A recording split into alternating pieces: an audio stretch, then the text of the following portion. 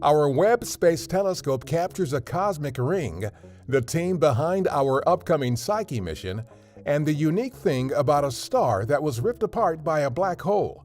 A few of the stories to tell you about this week at NASA. Our James Webb Space Telescope has observed the Ring Nebula in unprecedented detail. Formed by a dying star throwing off its outer layers as it runs out of fuel, the Ring Nebula is one of the best-known examples of a planetary nebula. It is relatively close to Earth at roughly 2,200 light-years away.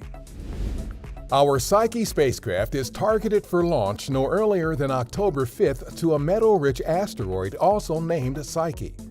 A new video series called Behind the Spacecraft highlights several members of the Psyche team and their contributions to the mission.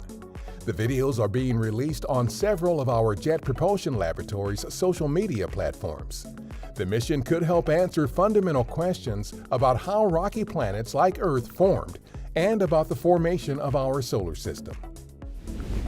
Astronomers used our Chandra X-ray Observatory and ESA's XMM Newton to study material believed to be from a star that was ripped apart by a giant black hole, an event being called Assassin 14Li.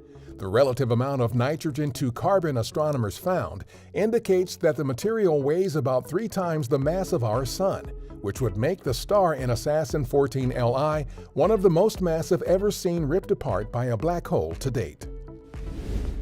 The Nancy Grace Roman Space Telescope team has begun integrating and testing the spacecraft's harness, the electrical cabling that functions as the telescope's nervous system. The harness provides power and commands to Roman's instruments, enables different parts of the telescope to communicate with one another, and helps the central computer monitor the telescope's functions. Roman will survey billions of cosmic objects and help untangle mysteries like dark energy following its launch by May 2027. That's what's up this week at NASA. For more on these and other stories, follow us on the web at nasa.gov/twan.